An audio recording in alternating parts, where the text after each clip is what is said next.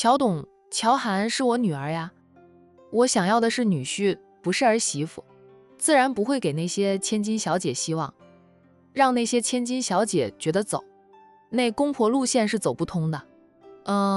战浩宇坐着电梯直上顶楼，上到了顶楼，刚走出电梯，便看到乔涵送着一位客户过来，在他们的身后还跟着几位年轻的女性，看他们身着职业套装，应该是客户的秘书。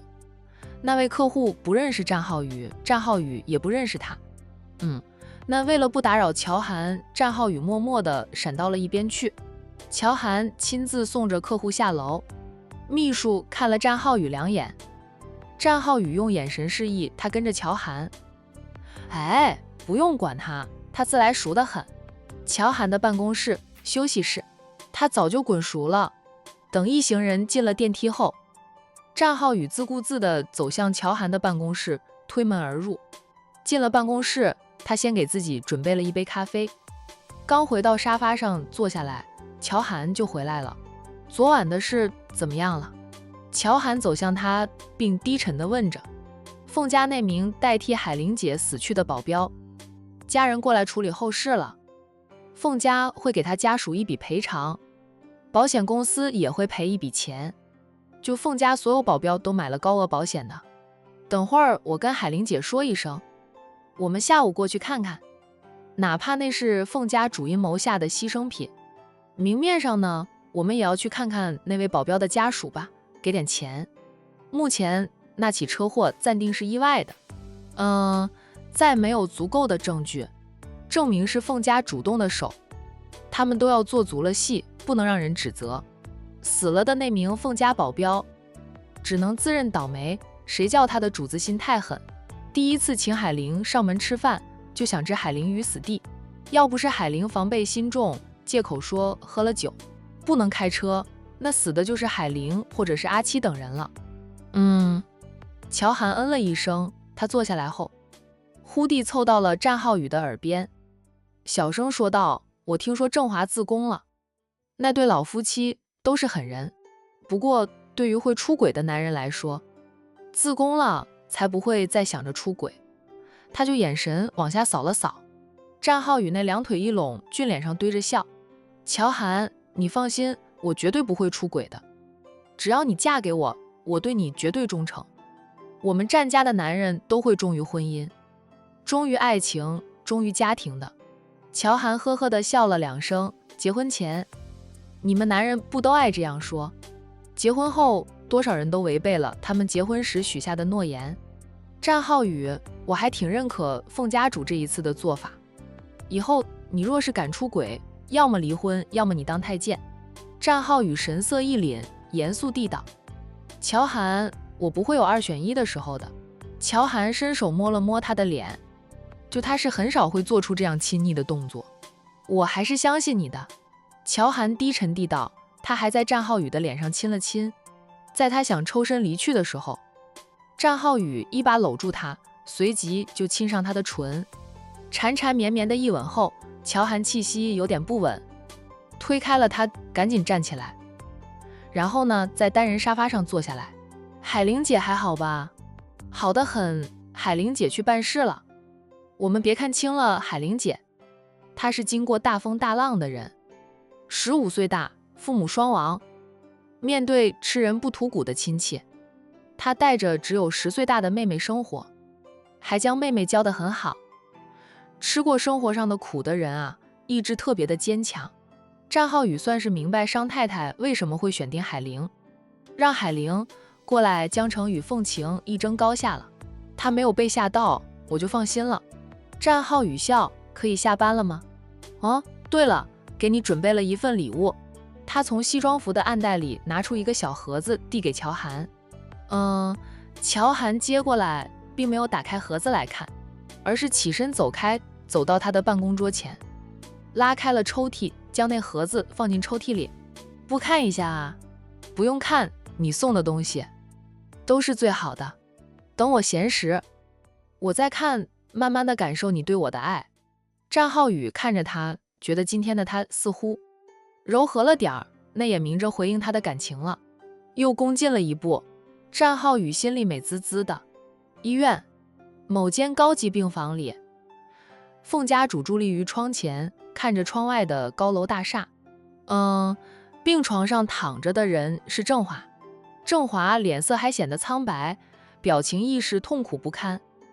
他很多时候呢都是闭着眼睛，偶尔睁开眼看到伫立于窗前的老七，他又赶紧闭上眼睛，就没有人来看望他。他挥刀自宫的是老七也封锁了消息，算是替他保留了一点颜面，不至于让他在儿女面前丧失仅有的尊严。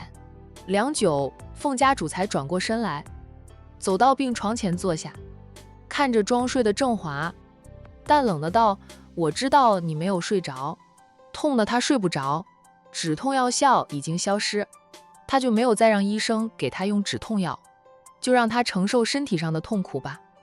这是老渣男该有的惩罚。出轨时有多风流快乐，现在就有多痛苦。”郑华睁开了眼睛，看着老七，苦笑着：“我已经按你的要求去做了，你能消消气了吗？”凤家主看着他半晌，说道：“我不是没有将你赶出凤家吗？消气？你和凤若做出了那样的事情，我没有被你们俩当场气死是我命大，才一晚一上午就想让我消气，你还想怎么样？”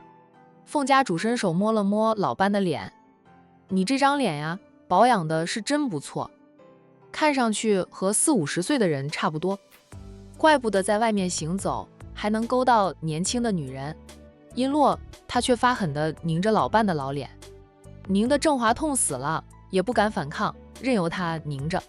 凤家主狠狠地拧了他一把后，松开了手，说道：“你这话说的，对我充满了怨气啊！我又不是没有给你活路选择，你可以选择不用这么痛苦的路，是你自己选择了这条痛苦的路，可怨不得我。”郑华心里恨极，面上不敢流露出来。他说道：“我没怨你，我现在太痛了，让医生再给我用点止痛药好不好？不让你感染就行，痛吗？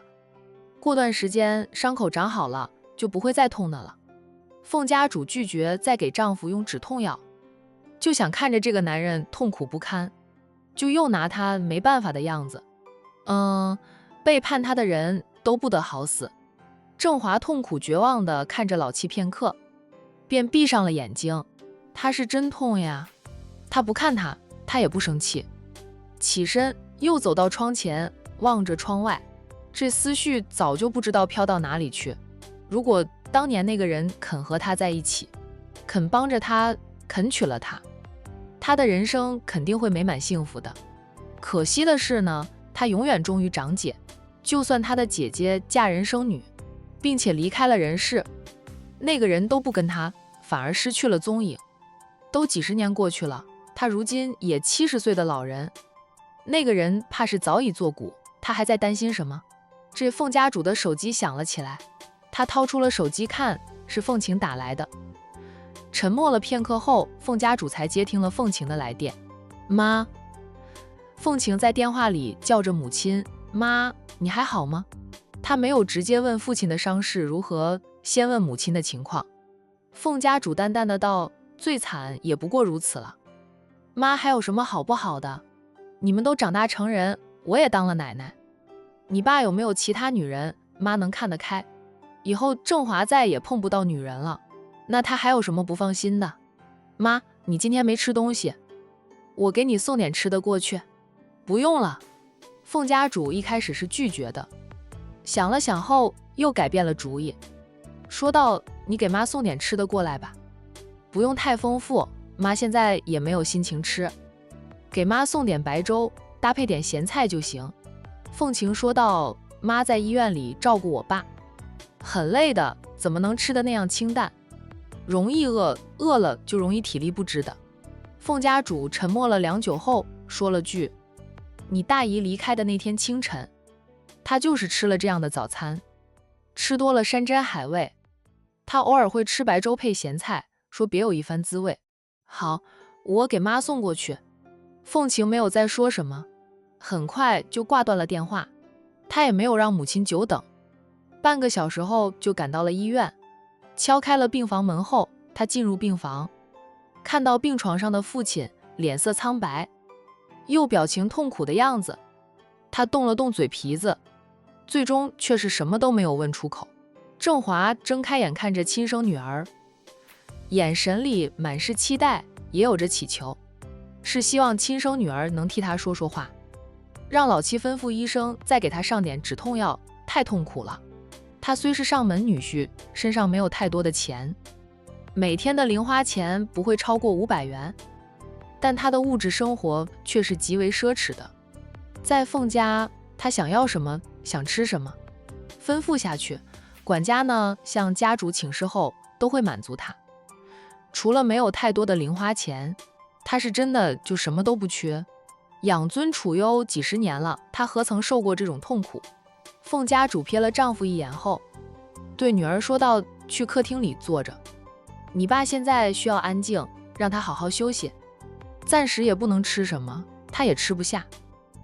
输着点滴，他也不会觉得饿。”凤晴没有再看向父亲，跟着母亲走到外面的小客厅，她将保温饭盒放到茶几上，替母亲打开了饭盒盖子，对母亲说道：“我还给妈拿了2只包子。”凤家主坐下，看着女儿送来的白粥咸菜和包子，良久，他说道：“也就是你才会真的给我准备白粥咸菜，3个儿子和凤若是不会按照他的要求准备的，因为他们觉得白粥咸菜配不上他的胃口。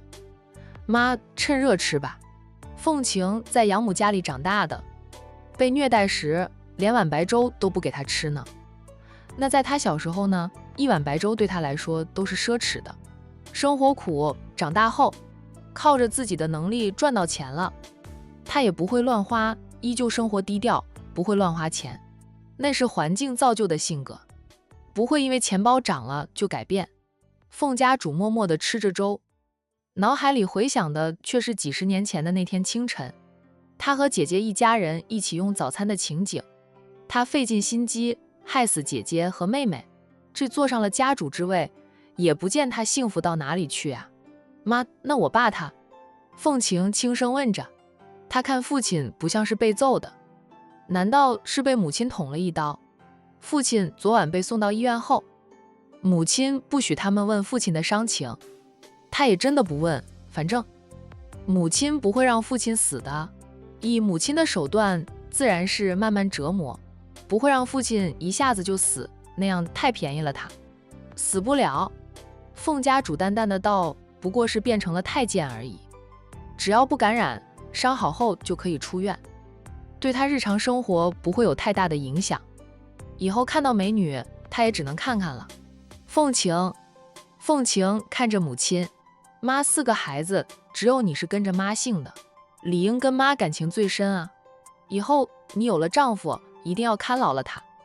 愿意入我们凤家当上门女婿的，都是冲着我们凤家的家产来的。不过凤家的家产，上门女婿是没有资格分走的，他们在上门之前会被要求签订婚前协议，以此来确保我们凤家的家产不会被渣男分割。若是渣男太精明，能够钻了漏洞分得家产，那就让他在这个世上消失。总之，你要记住啊，我们凤家的家产绝对不能分给他们。凤晴说道：“妈，我知道，家族的家产我们当家人只有使用权，没有继承权的，我们自己积累的财产才是我们自己的。”凤晴也知道这些，她在回来后就了解清楚了。妈将来死了，你按照妈的遗嘱继承就行了，只要你以后不恋爱脑，不将你继承到的财产赠与你的男人，我的外孙女都能完整的继承到我留给你的一切。妈呀，你说这些干嘛呀？妈还年轻着呢。凤家主叹口气，妈就是觉得经历一天不如一天，想不认老都不行，70岁了，人生70古来稀，在古代，妈这种年纪是很老的了，谁知道妈哪一天会被他们气得2腿一伸，登西天极乐世界去。等你爸出院，妈就妥善安排好一切，但你一定不要恋爱脑。妈，如果我有私生女，我的女儿会被承认的吗？凤家主愣了愣后，赶紧问他：你在外面有了私生女？哎，什么时候的事啊？女儿回归凤家也才2年，他不记得女儿什么时候恋爱。什么时候怀孕生女呀？凤晴说道：妈，我没有私生女，我只是说，假如我有私生女的话，我的女儿会被家族承认吗？只要是你亲生的，自然会承认。你怀孕生女都有家族的人陪同，孩子一出生，他们就会承认的。凤晴哦了一声，说道：那样的话，我干嘛要嫁人？不嫁人，就不用担心被渣男分割财产了呀。她也不知道是哪根筋不对劲，就忽然跟女儿说这些，可能是丈夫的背叛吧，让她心情不好，就忍不住跟女儿唠叨了这些事。凤晴还在说，就算做好万全之策吧，也怕会有漏洞，最好的办法就是要女儿不要爸，不结婚不领证，不是合法的夫妻，就不会有夫妻共同财产，她想分割也分割不了。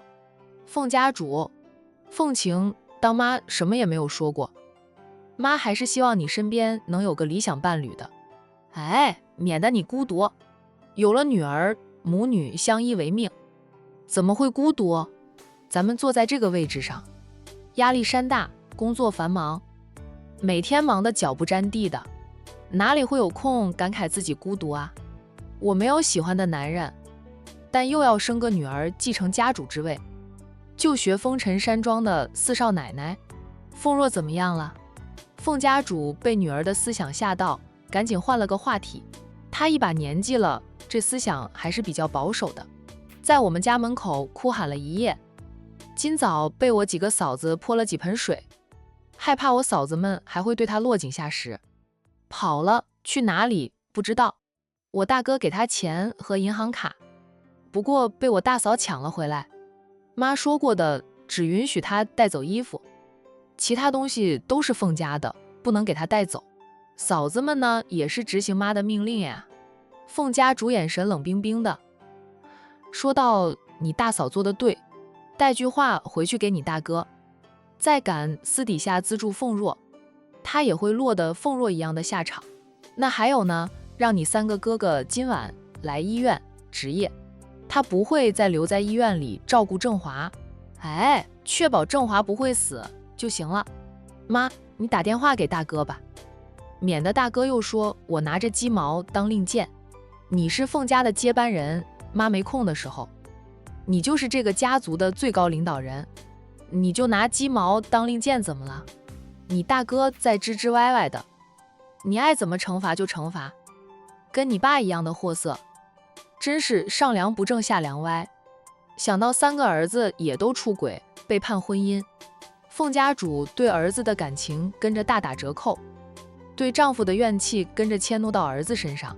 昨晚看到那场景的人都有谁啊？凤家主又低冷地问着凤晴：我的几个堂舅啊？凤家主眼神森冷，让他们将看到的都忘了。若有半句流言传出去，唯他们是问：战家3少爷和海玲也看到了吧？妈记得他们也跟着上楼了。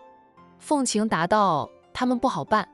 凤家主冷冷地道：凤晴，从今之后他们都是你的敌人，特别是海玲，她不死，你都很难平平安安的从妈这里接过家主之位，但是让她死也要死得合法，别将自己的下半生卷进去。说这几句话的时候，凤家主的声音压得很低，除了凤晴能听清楚，连在病床上躺着的郑华都听不清。母女俩刚才说的话，郑华也没有听清楚，他只听到老七在教着女儿以后如何欺压丈夫。凤晴说道：妈，这是我的事，该怎么做我心里有数。凤家主抬头看着亲生女儿半晌，缓和了脸色，说道：妈知道你擅长扮猪吃老虎，心里也有股很劲，有妈的风采，但你还是善良了点儿。要知道这个世界上本来就没有公平可言，都是弱肉强食。凤晴不接话，你回去吧。凤家主心里清楚，这个接班人比凤若强，却也不会事事听他的，女儿有自己的想法。他怕有一天他费尽心机得来的一切，最后全都回到了长姐的后代手里，那样他等于白干活，苦心经营几十年，还是给他人做嫁衣，他就算是死了，都会被气得撞飞棺材板跳起来。凤晴就叮嘱了母亲注意身体，才离开了病房。凤家主一直看着女儿离开，才敛回了视线，然后起身走回病房里，在病床前坐下，淡淡的说道：“阿晴回去了。”郑华哦了一声，心里骂着那个不孝女，来看看她就走了，也不知道关心几句。没看到她痛苦不堪的样子吗？好歹问问她痛不痛呀？凤若被我赶出了家门以后，她不再是我凤家的人，我给她的一切我都要回来。她不过是佣人的女儿，在我女儿的位置上霸占了20几年，享受了20几年不属于她的荣华富贵也够了，以后她会让凤若过得连乞丐都不如。以前有多疼爱凤若，现在凤家主就有多恨。哪怕凤若和郑华是遭到算计的，那他的怒火也是发泄到郑华和凤若身上。郑华很想骂老七就是个疯子，心狠手辣的疯子，那最终他却只能闭上眼睛，什么话都不说，也不敢说。咚咚，敲门声响起，凤家主起身走出去，拉开了房门，看到的却是披头散发、眼睛肿肿的凤若。妈！凤若扑通地跪在凤家主的面前，两手紧紧地搂抱着凤家主的脚。妈，我是冤枉的，我是被害的。妈，你不能那样对我，我是冤枉的，我是受害者呀。凤若哭喊着，凤家主不动，任由凤若抱着自己的脚哭喊。等凤若哭哑了嗓子，他一脚就踹在凤若的心口上，将凤若踹得往后跌倒在地上。砰一声响，凤家主重重地关上了病房的门。妈！凤若爬起来扑过来，拍打着病房门。妈，我是冤枉的，我是受害者呀。妈，我是你最疼爱的女儿呀。妈！凤若不敢往里闯，她只能爬在门口哭喊，引来了其他病房里的家属出来看个究竟。冷不丁，凤家主又拉开了病房门，居高临下的瞪着他，冷冷的道：“再在这里嚎一句，我把你舌头都割下来喂狗！滚！我不想再看到你，你不是我女儿，你从来都不是我的女儿，你是佣人的女儿，贱人啊！妈，不要再叫我妈，我不是你妈。再听到你叫我一声妈，我也把你的舌头割下来喂狗。你的妈还在乡下等着你回去和她团聚。”说完呢，凤家主重新关上了病房的门。凤若泪流满面，但不敢再嚎哭。从天堂掉到地狱啊，就是她这样的了。躺在病床上的郑华听到了凤若的哭喊声，他眼底有着心疼，却一句话都不敢说。听到脚步声，他闭上了眼睛，不敢看老七，怕被老七看到他眼里的心疼。就他知道他和凤若都完了，就算他没有被赶出凤家，这以后在凤家过的日子也是猪狗都不如的。但为了郑家，他只能忍着。他的日子想好过，除非是儿子上位，女儿上位对他都没有好处。郑华暗暗在心里发誓，等他伤好出院，他就帮着儿子夺位，改写凤家的历史。一辆租来的豪车停在了丰泽酒店大门口，坐在车内的陆东明啊，这才给海玲发信息，他到了江城。海玲以为他还在半路上，收到他的信息了，赶紧打电话给他吧。东明，那陆东明一接电话，海玲就问他：“你现在哪里啊？机场吗？等我过去接你。”不用了，我租了辆车，坐车过来了。现在丰泽酒店门口，你在酒店的话，出来就可以看到我了。海玲说道：“好，我马上下楼去。”他是刚从外面回来，因为惦记着要过来的陆东明。如果不是陆东明说他今天过来，下午2点左右到海玲都不会回酒店，会在外面跑着她成立公司的事，还没有去乔氏集团拜访乔涵呢。凤家对乔氏的那个项目很感兴趣，海玲大概了解一下后，也很感兴趣，想与乔氏合作，实现共赢。海玲拿起手机，走到房间门口，拿了房卡，匆匆地下楼去。住在她房间隔壁的阿七，听到开门声，立即从里面出来。海玲姐，你去哪里？出了昨晚的事，阿七对海玲那是亦步亦趋，生怕错了个眼，海玲就出事。他回去无法向大少爷和大少奶奶交代，还有洋洋啊。小家伙很懂事，在他们临出发江城时，那小家伙跟他说：“阿七叔叔，你要保护好我妈妈哦。”他向小家伙承诺过，那会将海玲姐平安带回管城的。东明来了，在酒店门口，我下楼去接他。阿七立即说道：“我陪着海玲姐去。”海玲没有拒绝。那阿七还有另一名保镖一起跟着海玲下楼。陆东明已经下了车，他带着平时照顾他的2名保镖过来，就坐在了轮椅上，一名保镖推着他走，另外那名充当司机的保镖则是开走了车子，停放在停车场上，免得挡住了酒店门口。出入丰泽酒店的人看到坐轮椅的陆东明，都忍不住多看2眼。酒店的保安上前去，礼貌地问：“先生，需要帮忙吗？”“谢谢啊，不用。”陆东明客气地道谢。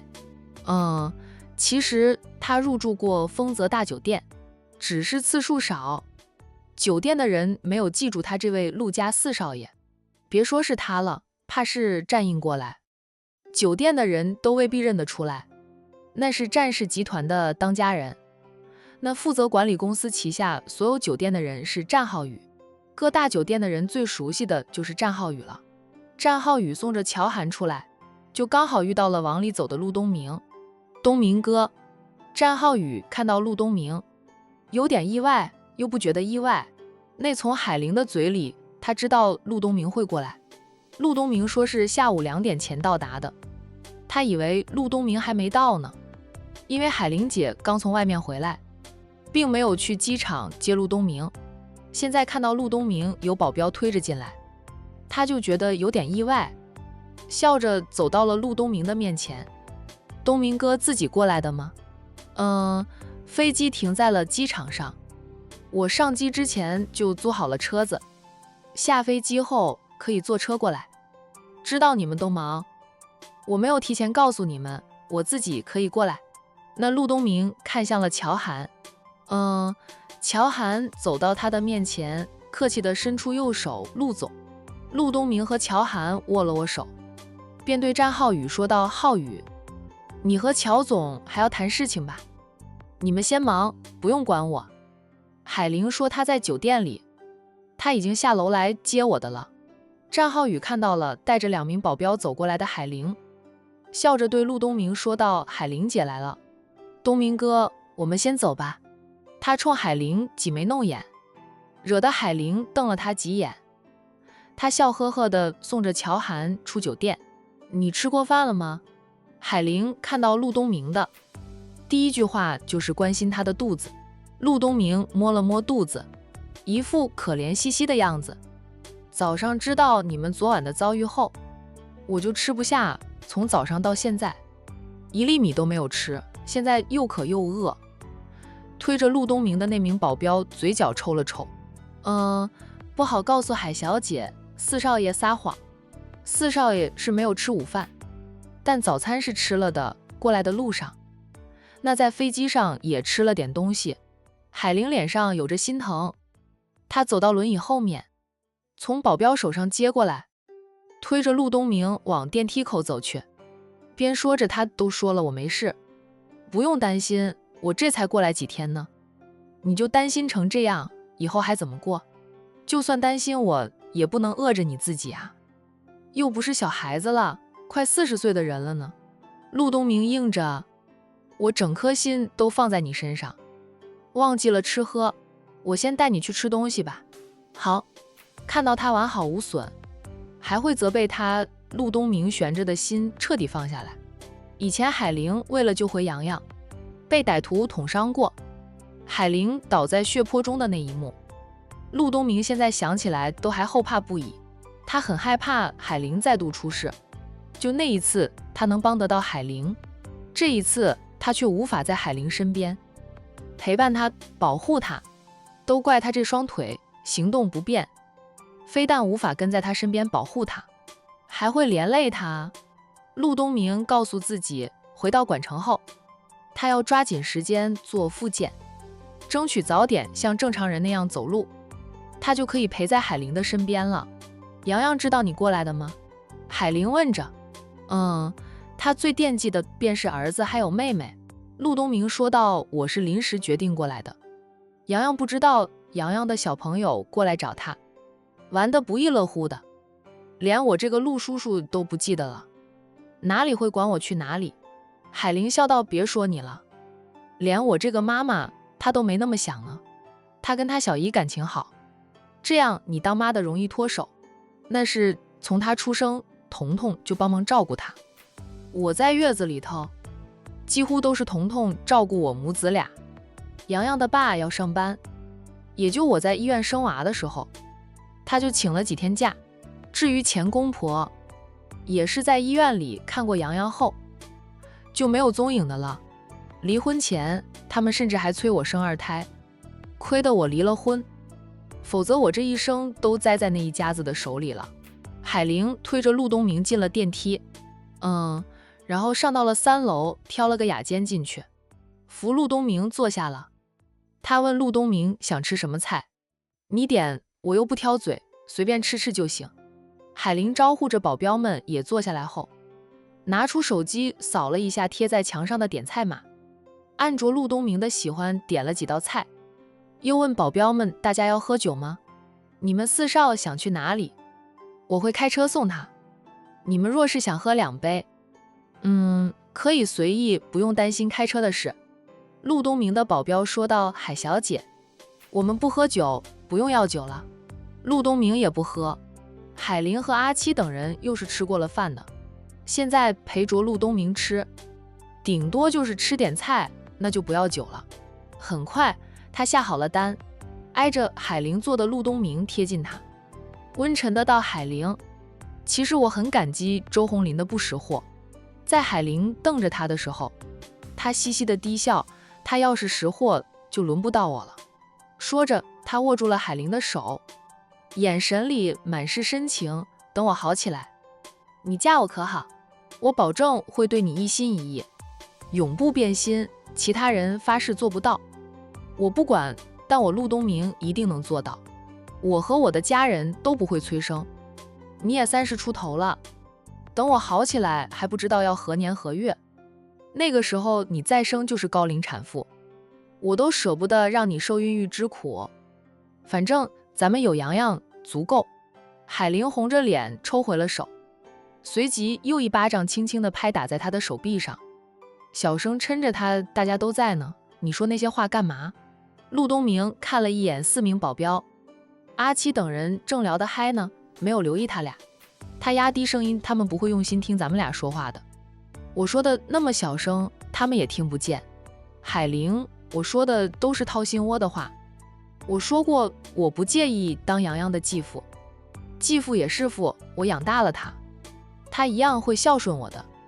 相信咱们洋洋是个懂得感恩的孩子，如果洋洋是被判给了周红林，在周家长大，会长成什么样子他不敢说，但在海玲身边长大，洋洋不会差的。以后再说这些事，现在我肯嫁给你，你也不愿意娶我呀。